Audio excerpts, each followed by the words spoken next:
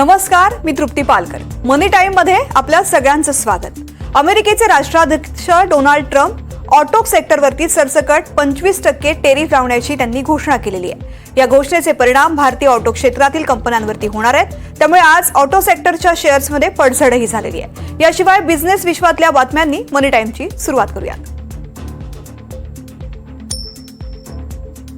आज मंथली एक्सपायरीच्या निमित्तानं निफ्टी आणि इतर इंडेक्समध्ये चांगली खरेदी दिसलेली आहे. मंगळवारी थोडी विश्रांती घेतल्यानंतर आज निफ्टी पुन्हा एकदा 0.5% वधारलाय, तर सेन्सेक्सही साधारणपणे 400 अंकांनी उसळलाय. बँकिंग क्षेत्रामधील कंपन्यांचे शेअर्स आज पुन्हा एकदा गुंतवणूकदारांच्या रडारवरती होते. आज गुंतवणूकदारांचे फोकस सरकारी बँकांवरती होता. SBI, bank of Baroda, Canara bank या बँकांच्या शेअर्सना विशेष मागणी होती.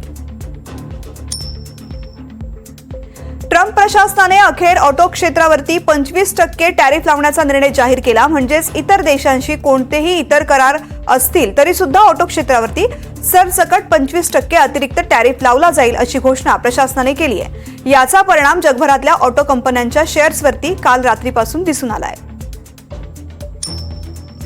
तर भारतीय ऑटो कंपन्यांपैकी टाटा मोटर्सला अमेरिकन टेरिफचा सर्वात मोठा परिणाम भोगावा लागणार आहे. त्यामुळे टाटा मोटर्सचा शेअर आज साधारणपणे 5% घसरलाय. याशिवाय संवर्धन मदर्स, भारत फोर्स आणि सोना BMW हे शेअर सुद्धा घसरलेले आहेत. मिडकॅप इंडेक्समध्ये गेल्या काही दिवसांमध्ये आलेली तेजी आजही कायम राहिली. मार्च महिन्यात मिडकॅप इंडेक्स साधारणपणे 6% वधारला. सप्टेंबर महिन्यापासून फेब्रुवारीपर्यंत सतत घसरणाऱ्या मिडकॅप शेअर्समध्ये मार्च महिन्यामध्ये खरेदी परतल्याचं चित्र या आकडेवारीमधून स्पष्ट होत आहे. मोतीलाल ओसवालनं HDFC AMC या कंपनीचे शेअर्स विद्यमान बाजारभावाला खरेदी करण्याचा सल्ला दिलाय. भविष्यात कंपनीचा नफा मजबूत राहील आणि वेगानं वाढेल असा मोतीलाल ओसवालचा अंदाज आहे. सार्वजनिक वाहतुकीसाठी इलेक्ट्रिक बसेस बनवण्याचा इंग्लंडमधील स्विच मोबॅलिटी कारखाना बंद करण्याचा निर्णय अशोक लेलँडनं घेतलेला आहे. इंग्लंडमधील या कंपनीमुळे अशोक लेलँड या मूळ कंपनीवरती तोट्याचा मोठा बोजा येत होता. अखेर तोटा कमी करण्यासाठी अशोक लेलँडनं स्विच मोबॅलिटीचा बंद केलेला आहे. बंगळुरूमधील real estate company Prestige Estate खरेदी करण्याचा सल्ला HDFC सिक्युरिटीजनं दिलेला आहे, पण त्याचे प्राइस टार्गेट मात्र गेल्या रिपोर्टच्या तुलनेमध्ये कमी केलंय. हारून ग्लोबल बिलियनरीच्या यादीमध्ये अदानी समूहाचे संस्थापक गौतम अदानी यांच्या दुसऱ्या स्थानी आहेत, पण संपत्ती कमावण्याच्या आणि ती वाढवण्याच्या बाबतीमध्ये अदानी सर्वोच्च स्थानी आहेत. गेल्या वर्षी भारतीय अब्जाधीशांच्या यादीमध्ये संपत्ती वृद्धीच्या दृष्टीनं विचार केला तर अदानींची संपत्ती 13% वाढली आहे, तर सर्वोच्च स्थानी असणाऱ्या मुकेश अंबानींची संपत्ती 13% घसरली आहे. नव्या आर्थिक वर्षातील पतधोरण आढाव्याचं वेळापत्रक रिझर्व्ह बँकेनं जाहीर केलंय. पतधोरण समितीची पहिली पतधोरण आढावा बैठक 7 एप्रिलला सुरू होईल आणि 9 एप्रिलला गव्हर्नर पतधोरण आढाव्यानंतरचे निर्णय घोषित करतील.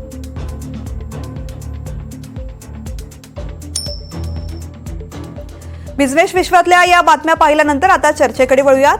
यंदा मराठी नवीन वर्ष आणि आर्थिक नवीन वर्ष हे दोन्ही 2 दिवसाच्या पुढे मागे असे सुरू होत आहेत आणि त्यामुळे गुढीपाडव्याच्या मुहूर्तावरती पुढच्या काही वर्षांकरता फायनान्शियल प्लॅनिंग कसं करायचं याची आखणी करण्याची उत्तम संधी आहे. याच संधीचा फायदा करून घेण्यासाठी थोडा होमवर्क करणं सुद्धा गरजेचं आहे आणि याच होमवर्कसाठी आपल्यासोबत आज जोडल्या गेलेल्या आहेत सेबी नोंदणीकृत गुंतवणूक सल्लागार प्रीती झेंडे.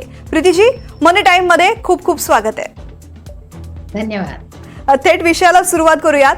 खरं तर नवीन वर्षाची सुरुवात आहे. ज्यांना नव्यानं गुंतवणूक करायची आहे त्यांनी सर्वात पहिल्यांदा काय केलं पाहिजे की गुंतवणुकीचे थंब रूल आहेत असं तुम्ही सांगाल? बरोबर. बघा तृप्ती, तुम्हाला आणि आपल्या सगळ्या प्रेक्षकांना येणाऱ्या गुढीपाडव्याच्या खूप खूप शुभेच्छा. नवीन वर्ष म्हटलं की आपण खूप सारे संकल्प करतो, राईट? ज्या चुका आपण मागच्या वर्षी केल्या आहेत त्या टाळण्याचा प्रयत्न करतो आणि तसंच काहीतरी सुधारणा आपल्यात व्हावी याच्याही संदर्भात आपण प्रयत्न करत असतो. तशी सुधारणा नेहमी तुमच्या मनी मॅनेजमेंटमध्ये असावी याचा प्रयत्न आपण सगळेच करत असतो. बेसिक फायनान्शियल प्लॅनिंग आपण म्हणतो, जेव्हा आपल्याला पैशाचं व्यवस्थापन करायचे असतात तेव्हा 2-3 थंब रूल असतात जे तुम्ही नक्कीच जोपासले पाहिजे. सगळ्यात पहिल्यांदा थंब रूल असा आहे की तुमच्या बचतीचा जो दर आहे तो तुम्ही पक्का करायला हवा. जे कमीत कमी तुम्ही 20 ते 25% बचत ही नेहमीच करायला हवी. हे मी एकदम कमीत कमी म्हणते आहे, जेणेकरून समजा तुम्ही आतापर्यंत बचतीची सुरुवातच केली नसेल किंवा तुम्ही नुकतेच नोकरीला लागला असाल तर एक थंब रूल नुसार किंवा एक कमीत कमी तुमच्या टार्गेटनुसार 25% सेव्ह करण्याचा नक्कीच तुम्ही विचार करा. दुसरं आहे की पहिल्यांदा सेव्हिंग करा आणि मग खर्च करा. म्हणजे पहिले बचतीचे पैसे बाजूला काढून ठेवा. ते काढल्यानंतर जेवढे पैसे तुमचे उरता आहे त्याच्यामधनं तुमचं जे पण पुढे येणारे खर्च आहेत त्याला तुम्ही मॅनेज करा. मग याच्यासाठी काय गरजेचं असतं तर बजेटिंग. म्हणजे तुम्हाला बघायला पाहिजे की मला महिन्याचा किती खर्च लागतो आणि तो खर्च जर मला एवढ्याच पैशांमध्ये बसवायचा असेल तर कुठले असे खर्च आहे जे मॅन्डेटरी आहेत, म्हणजे जे करणं खूप गरजेचे आहे त्याला प्राधान्य द्या. त्याला आपण इंग्लिशमध्ये नीड्स म्हणतो. म्हणजे जे गरजेचे खर्च असतात जसं वाण सामान म्हणा किंवा तुमचे घराचं भाडं म्हणा, राईट, मुलांची फीज म्हणा, हे सगळं देणं पहिले गरजेचं असतं. मग मौज मजेसाठी तुम्ही पैसे बाजूला ठेवू शकता. त्यामुळे बजेटिंग हा सुद्धा फार महत्वाचा एक कन्सेप्ट आहे जे थंब रूल मध्ये येतं. त्याच्यानंतरचा महत्वाचा येतो तो गुंतवणुकीचा. आता गुंतवणूक करताना काय गोष्टी लक्षात घेणं फार महत्वाचं आहे की हे लक्षात घ्या की गुंतवणूक तुम्हाला कशाला करायची आहे ते पहिले ठरवा. म्हणजे तुमचे आर्थिक उद्दिष्ट पहिले ठरवा की गुंतवणूक मला का करायची आहे, कुठल्या उद्देशासाठी करायची आहे, हे पैसे मला केव्हा परत यायला हवे आहेत. मग ते करण्यासाठी तुमची इन्व्हेस्टमेंट स्ट्रॅटेजी ठरवा. नाहीतर तुम्ही सकाळी उठलात आणि ठरवलं की आज मला इथे इन्व्हेस्टमेंट करायचं आहे तर हे पूर्णपणे चुकीचं असतं. इन्व्हेस्टमेंट करण्याच्या आधीचा होमवर्क किंवा त्याची पूर्व तयारी करणं खूप गरजेचं आहे. त्याच्या पुढचा एक महत्वाचा विचार असतो की कर्ज घेताना काय गोष्टी लक्षात ठेवायला पाहिजे. तर आपण असं म्हणू शकतो की कर्ज घेताना पहिले बघण्याची गरज आहे की हे कर्ज माझ्यासाठी महत्वाचं आहे का आणि मी कुठल्या गोष्टीसाठी घेतो आहे. हे कर्ज मी माझे काही ऍसेट्स क्रिएट करायला करतो आहे, मालमत्ता बनवण्यासाठी करतो आहे का माझे असेच जे काही उद्दिष्ट किंवा जे काही ऍस्पिरेशन्स आहेत त्याला पूर्ण करण्यासाठी करतोय. म्हणजे मी आयफोन घेण्यासाठी पर्सनल लोन काढतो आहे का मी घर घेण्यासाठी लोन काढतोय. या दोघांमध्ये खूप मोठा फरक आहे. त्यामुळे कर्ज कशासाठी काढतोय, ते किती ड्युरेशनचं असणार आहे, त्याचा माझ्यावर किती बोजा येणार आहे हे समजणं फार महत्वाचं आहे. आताच तुम्ही रिपोर्ट बघितला असेल की खूप सारे असे लोन्स आले आहेत मार्केटमध्ये जे इम्पल्सिव्ह रित्या आपण घेतले आहे. छोटे छोटे टेन्युअरचे लोन असतात, आपल्याला वाटतं हे आपण फेडून टाकू शकतो, पण असं नसतं. त्यामुळे कर्ज घेतानाही खूप काळजी घेणं महत्वाचं आहे. आणि शेवटचं महत्वाचं म्हणजे एखादी गोष्ट तुम्ही ठरवली तर ती सातत्याने करायला हवी. कुठल्याही इन्व्हेस्टमेंट ही तेव्हाच लाभदायक होते जेव्हा ती तुम्ही दीर्घकालीन करतात. तुम्ही एक दीर्घकालीन उद्दिष्ट ठेवून तुमचे जे आर्थिक धोरण असतं ते जर तुम्ही ठरवलं तरच तुम्ही एक दीर्घकालीन चांगल्या पद्धतीचे पैसे जमा करू शकता. त्यामुळे हे बेसिक थंब रूल जर तुम्ही लक्षात ठेवले तर येणारं वर्ष किंवा त्याच्यानंतर येणारे पुढचे बरीच वर्ष खूप चांगल्या पद्धतीने तुम्ही तुमच्या पैशाचं व्यवस्थापन करू शकाल. प्रीतीजी, तुम्ही आता उदाहरण देताना मोबाईलसाठी कर्ज घेता की घरासाठी हा विचार करणं आवश्यक आहे असा मुद्दा उपस्थित केला, म्हणून याला लागूनच हा प्रश्न घेतेय. प्रत्येकालाच आपलं स्वतःचं घर घ्यायचं असतं आणि अनेक जणांनी ते घेतलेलंही असतं आणि त्याची EMI चालू झालेले असतात आणि अशा वेळी EMI आणि गुंतवणूक याची योग्य सांगड कशी घालायची जेणेकरून भविष्यात आपला कर्जाचा बोजा हलका होईल आणि आपण केलेल्या गुंतवणुकीचा फायदा कर्ज फेडताना सुद्धा घेता येईल, या संदर्भात तुम्ही काय सल्ला द्याल? बरोबर. बघा, कर्ज घेण्याचा एक थंब रूल किंवा किती पर्सेंटेज आपल्या कर्जाचे हप्ते असायला पाहिजे हा एक बेसिक थंब रूल असा असतो की सगळ्या गोष्टी हा 1/3 पाहिजे, म्हणजे 1/3 पाहिजे. ज्याचा समजा तुमच्याकडे 100 रुपये तुमचं इन्कम किंवा तुमचं उत्पन्न असेल तर त्याच्यातले 33% तुम्हाला घर खर्चासाठी पाहिजे, 33% तुम्ही त्याची गुंतवणूक करायला हवी आणि 33% तुमचा EMI पाहिजे. पण बऱ्याच वेळा आपण असं बघितलंय की EMI हा बऱ्याच वेळा याच्यापेक्षा जास्त असतो. लोक आपल्या मिळकतीच्या 50% पण EMI ठेवतात आणि त्याच्यामुळे पुढे जाऊन मग तुमच्या फायनान्सेसवर स्ट्रेस येतो. म्हणजे असं होऊ शकतं की नोकरी अचानक गेली तर मी हा हप्ता कसा भरू, किंवा नोकरीमध्ये मला कुठली वाढ मिळाली नाही पगारामध्ये पण माझे खर्च वाढायला लागले तर हा मी EMI कसा करू. तर मग या वेळेस हे बघणं फार महत्वाचं आहे की सुरुवातीलाच तुम्ही कर्ज घेताना पहिले बघा की तुम्ही हा कर्जाचा हप्ता कसा कम्फर्टेबली तुम्ही फेडू शकता. हा एक पार्ट झाला, म्हणजे कर्ज घेण्याच्या अगोदरचा हा विचार झाला. आता समजा तुम्ही कर्ज घेतलं आहे आणि हे कर्ज लॉंग टर्मचं आहे, म्हणजे घर घेताना आपण 20 ते 25 वर्षाचा विचार करून कर्ज घेत असतो.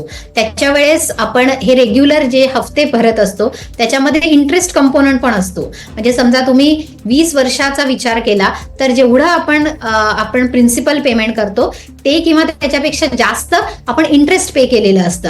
म्हणून मग जेव्हा आपण एखाद्या बँकेला पैसे परत देतो तेव्हा दुपटीपेक्षा जास्त असतात. मग अशा वेळेस आपल्याला वाटतं की अरे हा जो इंटरेस्ट मी पे केला आहे हा उगाचच पे केला, आता याला मी कशा पद्धतीने परत मिळवू शकतो.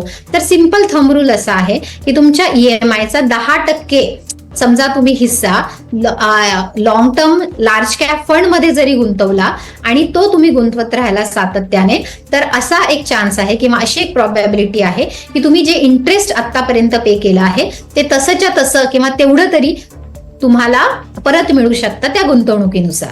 म्हणजे समजा 20 वर्षाचं कर्ज आहे, 20 वर्षामध्ये तुमचा हप्ता समजा 50,000 रुपये, तर 5,000चा तुम्ही साधा लार्ज कॅप मध्ये समजा SIP केलं दर महिन्याला, तर ती 20 वर्षात वाढून तुम्ही जेवढे इंटरेस्ट बँकेला दिलं आहे तेवढे तुम्ही कमवण्याचं ही संधी तुम्हाला प्राप्त होते. त्यामुळे सगळ्यात पहिल्यांदा तर हे बघा की EMI हा तुमचा आटोक्यात असायला पाहिजे. आणि की बँका पुढे जेव्हा इंटरेस्ट रेट वाढवतात, जेव्हा इंटरेस्ट रेट वाढण्याचा सिनारिओ येतो त्यावेळी तुम्ही EMI जर वाढवला नाही तर तुमचा जो टर्म असतो किंवा हप्त्याचे जे हप्ते देण्याचा तुमचा कालावधी असतो तो वाढत जातो. तो कधी कधी इतका वाढलेला असतो की तुमच्या रिटायरमेंट नंतर सुद्धा तो येतो. तर असं होऊ न देण्यासाठी तुमच्याकडे एक मार्जिन असणं गरजेचं आहे की इंटरेस्ट रेट जरी वाढला तरी माझ्या मिळकतीचा मी एवढाच हिस्सा जो आहे तो EMI ठेवेल. आणि ह्याच EMI मध्ये जे तुम्ही इंटरेस्ट दिलं आहे हे तुम्हाला जर परत मिळवण्याचं असेल, परत मिळवण्याचं म्हणजे त्याचे इक्विव्हॅलंट पैसे जर तुम्हाला कमवायचे असतील तर तुम्ही सिंपल लार्ज कॅप मध्ये 10% ऑफ युअर EMI समजा तुम्ही SIP सुरू केली तर ते पैसे तुम्हाला परत कमवता येऊ शकतात. हा खरंच तर महत्त्वाचा मुद्दा आहे. घर घेताना बरेच लोक कर्ज घेतात आणि त्यांना एक अपेक्षा असते की आता या किमतीला मी घर घेतलेलं आहे, काही वर्षांनी त्याची किंमत एवढी होणार आहे. मात्र त्यासाठी जे कर्ज घेतात त्यावरती किती व्याज त्यांना द्यावं लागतं आणि त्या वाढलेल्या घराच्या किमतीच्या तुलनेमध्ये किती व्याज दिलेलं आहे याची तुलना खरं तर लोक घर घेताना करत नाही. त्यामुळे तुम्ही हा जो मुद्दा उपस्थित केला, ही जी एक दूरदृष्टी त्यांना देण्याचा प्रयत्न केलेला आहे ते अतिशय सुंदर आहे. पुढचा आणखी एक प्रश्न महत्त्वाचा आहे. न्यूयॉर्क स्टॉक एक्सचेंज प्रिअम्बल मध्ये असं एक वाक्य आहे, फर्स्ट इन्शुरन्स देन इन्व्हेस्ट. हे वाक्य किती महत्त्वाचं आहे? एकदम बघा, जेव्हा तुम्ही फायनान्शियल प्लॅनिंग बद्दल विचार करतात किंवा तुमचा आर्थिक नियोजनाबद्दल विचार करतात तेव्हा इन्व्हेस्टमेंट आणि इन्शुरन्स हे दोन्ही पिलर्स आहेत. म्हणजे गुंतवणूक आणि विमा या दोघांवरच तुमचं आर्थिक नियोजन जे असतं ते बेस्ड असतं. त्यामुळे हे लक्षात घ्या. बऱ्याच वेळा काय होतं की फायनान्शियल प्लॅनिंग किंवा आर्थिक नियोजन म्हणजे मी कुठे गुंतवणूक करायची हा एकच मोठा प्रश्न सर्वसामान्य गुंतवणूकदारांसमोर असतो. पण हे फार महत्वाचं आहे की त्याच्या अगोदर तुमच्याकडे सगळ्या प्रकारचे विमा असणं खूप गरजेचं आहे. हे आपण का म्हणतो, कारण की पुढे आयुष्यात घडणाऱ्या आकस्मिक ज्या पण गोष्टी असतात त्याच्यामुळे समजा तुमच्या आयुष्यामध्ये तुम्हाला पैशांची गरज पडली तर जर तुमच्याकडे विमा नसेल तर तुम्ही केलेले गुंतवणुकीतनच तुम्हाला पैसे काढावे लागतात. समजा घरात कोणी अचानक आजारी पडलं आणि तुमच्याकडे मेडिकल इन्शुरन्स नसेल, मेडिक्लेम नसेल तर तुम्ही केलेली गुंतवणूक थांबवावी लागते. आहे ते पैसे तुम्हाला जे बिल आलं आहे मेडिकल त्याच्यासाठी द्यावं लागतं किंवा मग केलेली गुंतवणूक आहे ती मोडावी लागते आणि त्याच्यातनं हे पैसे भरावे लागतात.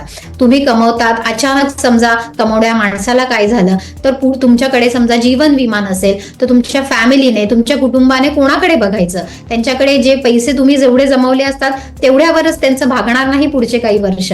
त्यामुळे हे बघणं फार महत्वाचं आहे की गुंतवणूक करण्याच्या अगोदर तुमच्याकडे आवश्यक आहे तेवढा विमा आहे की नाही. पहिला म्हणजे जीवन विमा म्हणजे टर्म इन्शुरन्स.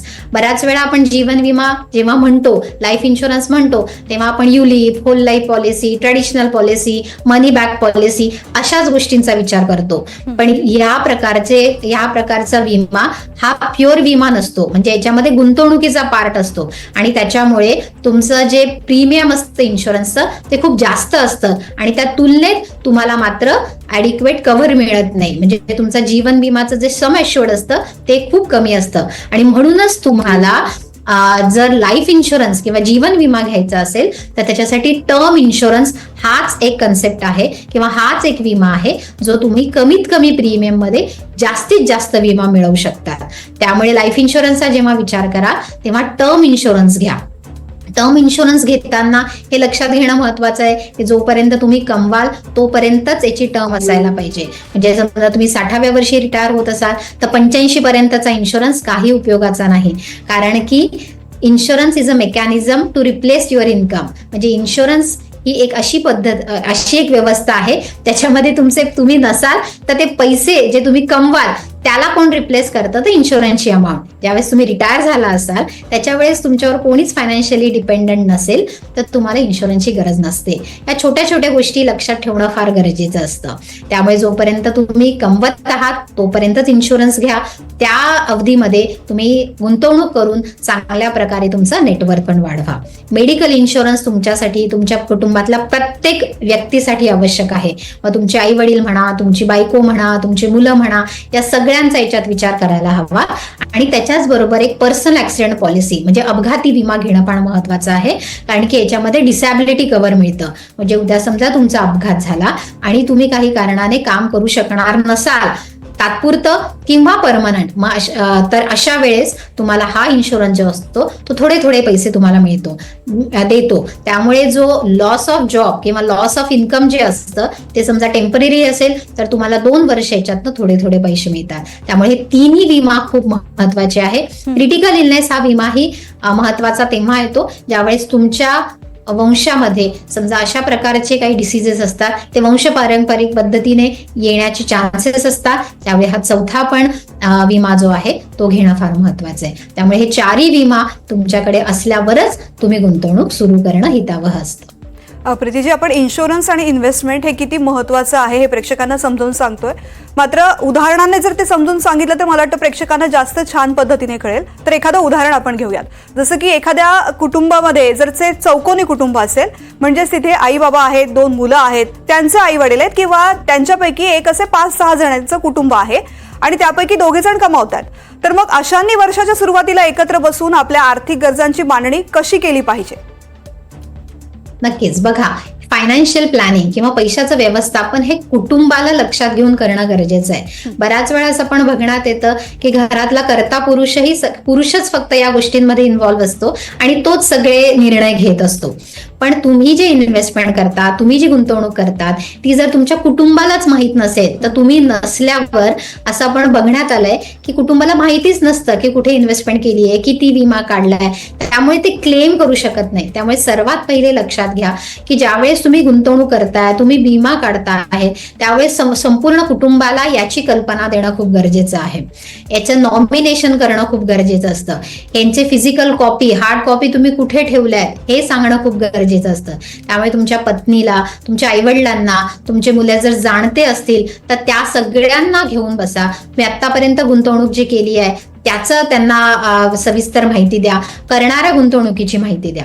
आता जसं तुम्ही म्हटला की इन्शुरन्स हा कन्सेप्ट, जेव्हा विमा हा आपण गोष्टी विचारात घेतो त्यावेळेस जर नवरा बायको दोन्ही कमवत असाल आणि दोघांचं उत्पन्न तुमचं घर खर्च चालवण्यासाठी आणि तसेच तुमचे गुंतवणूक करण्यासाठी वापरण्यात येणार असेल तर दोघांचा विमा होणं खूप गरजेचं आहे.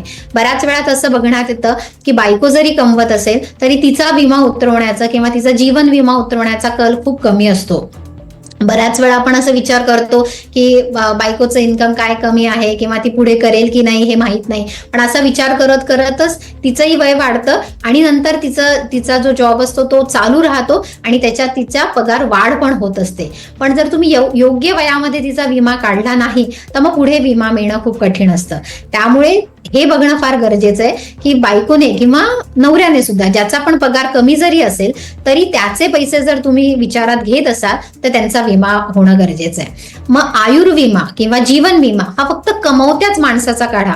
बऱ्याच वेळा असं बघण्यात येतं की आपण मुलांच्या नावाने कुठली पॉलिसी काढून ठेवतो, अजून गृहिणींच्या नावाने पॉलिसी काढून ठेवतो, तर जीवन विमाची गरज त्यांना नाही. जीवन विमा हा फक्त कमवत्या माणसांचा काढायला पाहिजे. पण जसं मी म्हटलं की जसं तुम्ही एक एक्झाम्पल एक्झाम्पल दिलं की घरात 6 माणसं आहेत, त्याच्यातले 2 मध्यमवयीन आहेत, 2 छोटे मुलं आहेत आणि 2 वृद्ध आहेत. तर या जो आपण मेडिकल आरोग्य विमा म्हणतो तो मात्र या सगळ्या 6चा असणं गरजेचं आहे. कारण की या 6पैकी कोणीही समजा आजारी पडलं तर त्याचा खर्च पूर्ण कुटुंबालाच उचलावा लागतो. त्यामुळे हा विमा काढताना 2 सेपरेट विमा काढणं गरजेचं असतं. म्हणजे तुमच्या वृद्ध आई वडिलांचे किंवा सिनियर सिटीजन किंवा आई वडील जे वयाने मोठे आहेत त्यांचा एक फॅमिली फ्लोटर काढा आणि तुम्ही, तुमचे बायको आणि तुमची मुलं यांचा एक काढा. कारण की हा जर सगळ्यांचा एकत्र तुम्ही क्लब केला तर जो सर्वात मोठा असतो तुमच्या कुटुंबामध्ये त्याचं जे वय असतं त्याच्यानुसार तुमचा प्रीमियम लागत असतो. आणि दोघांचे गरज वेगवेगळी असते. आई वडील जर सिनियर सिटीजन असतील तर त्यांच्यासाठी सिनियर सिटीजनचे खूप छान छान प्लॅन मार्केटमध्ये आहेत. तर आई वडिलांसाठी सेपरेट पॉलिसी काढा, तुमच्यासाठी सेपरेट काढा. याच्यामध्ये पण तुम्ही बेस आणि सुपर टॉपअपचं कॉम्बिनेशन करू शकता. त्या कॉम्बिनेशनमुळे फायदा काय होतो की तुमचं जे लागणारं प्रीमियम असतं ते कमी पडतं आणि तुम्हाला मिळणारं जे कव्हर असतं ते मोठं असतं. त्यामुळे 5 लाखाचा किंवा 7.5 लाखाचा बेस प्लॅन तुम्ही काढा आणि त्याच्यावर 10 ते 15 लाखाचा सुपर टॉपअप काढा. याच्यामुळे तुमचं कव्हर जे असतं ते 20-25 लाखाचं होतं, पण त्या मानाने तुम्हाला देण्यात येणारा प्रीमियम जो आहे, जो तुम्हाला द्यावा लागेल तो बऱ्यापैकी कमी असतो. तर असं कॉम्बिनेशन जर तुम्ही केलं तर तुमच्या कुटुंबाला 4 जणांना 25 लाख पुरेसे होतात. 4 जणांसाठी जर 5 लाख केले तर ते कमी पडतात. आणि कोविडमध्ये आपण याचा एक्सपिरियन्स घेतला आहे, अनुभव घेतला आहे की घरातले सगळे माणसं जर आजारी पडले तर त्यांचा जो खर्च आहे तो तुमच्या विम्याने भागत नाही. त्यामुळे विमा जेव्हा तुम्ही घ्याल तो नुसता नावापुरता घेऊ नका. तो त्याची रक्कम इतकी असायला पाहिजे की तो फ्युचरिस्टिक गोष्टी लक्षात घेऊन, म्हणजे भविष्यात वाढणाऱ्या गरजांच्या गोष्टी लक्षात घेऊन काढायला हवा. त्यामुळे तो मुबलक प्रमाणात असणं फार गरजेचं असतं. आणि जसं म्हटलं की पर्सनल ऍक्सिडेंट हा जे आहे हे पण कमवत्या व्यक्तीने काढलेलं जास्त चांगलं. प्रीतीजी, थोडं इन्व्हेस्टमेंट बद्दल आणखीन एक प्रश्न मी घेते.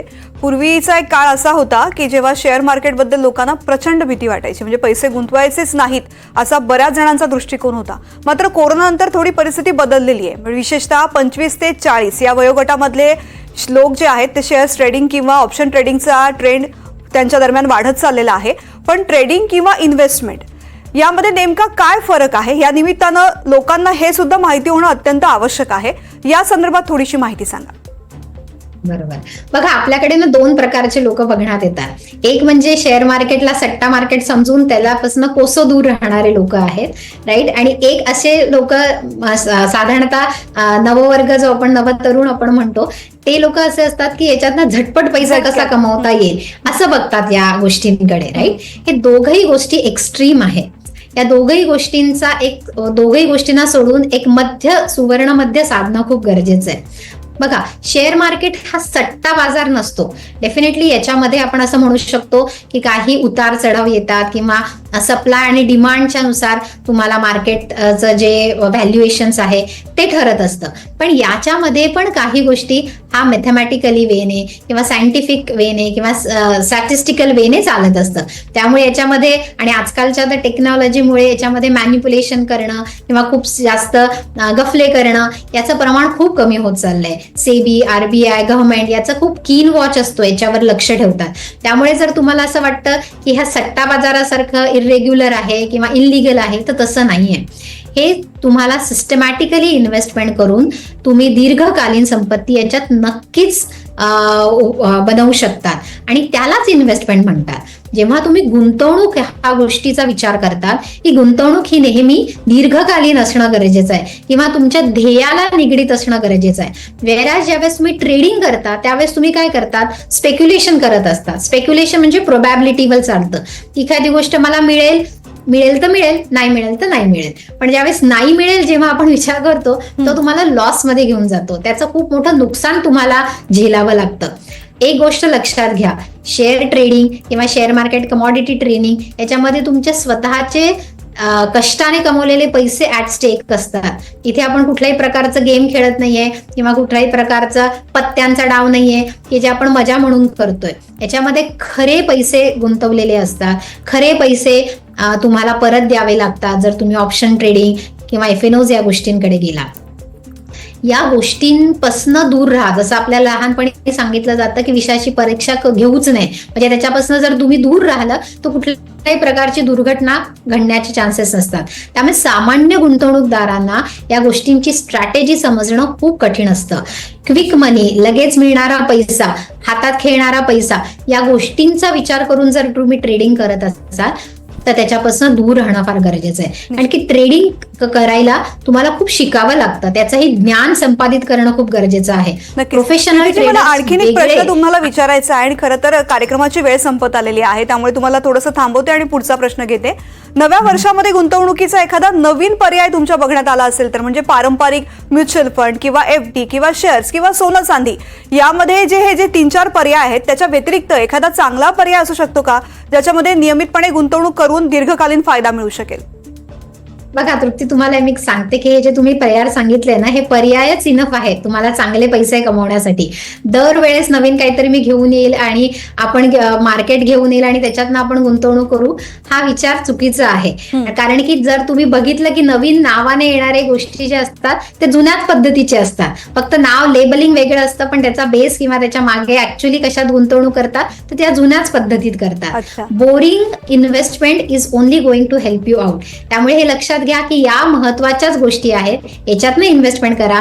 तुम्हाला काही नवीन गोष्टी करायच्या असतील तर आपण एक मागच्या आठवड्यात स्मार्ट बीटा इन्व्हेस्टिंग बद्दल बोललो, तर त्याच्यामध्ये तुम्ही थोडे पैसे गुंतवू शकतात, ज्याच्यामध्ये तुम्हाला मोमेंटम, व्हॅल्यू बेस्ड असे टॅक्टिकल ऍसेट अलोकेशन करण्यासाठी तुम्हाला या गोष्टींचा फायदा होईल. पण ज्या गोष्टी तुम्ही नमूद केल्या त्याच गोष्टी वर्षानुवर्ष करून तुम्हाला दीर्घकालीन संपत्ती जमा करता येते. त्यामुळे इन्व्हेस्टमेंटमध्ये कुठे एक्साइटमेंट घेण्याची गरज नाही. तुमच्या आयुष्यात बऱ्याच बाकीच्या गोष्टी आहेत ज्याच्यामधून तुम्हाला मजा आणि एक्साइटमेंट मिळू शकते. इन्व्हेस्टमेंट जर बोरिंग असेल तरच ती खरी आणि तरच ती दीर्घकालीन. निश्चित. खूप खूप धन्यवाद प्रीतीजी, तुम्ही हे अतिशय सुंदर मार्गदर्शन केलेलं आहे आणि मला खूप आशा वाटते या एपिसोड नंतर की गुढीपाडव्याच्या मुहूर्तावरती पुढच्या काही वर्षांकरता ज्या फॅमिलीज फायनान्शियल प्लॅनिंग करत असतील त्यांना या एपिसोडचा निश्चितच फायदा होईल. इतके सुंदर उदाहरण आणि इतकं सुंदर मार्गदर्शन तुम्ही केलेलं आहे. या कार्यक्रमात तुम्ही सहभागी झालात याबद्दल खूप खूप धन्यवाद. थँक्यू. आणि मनी टाइम मध्ये या चर्चेसह आता वेळ झाली आहे इथेच थांबायची. नमस्कार.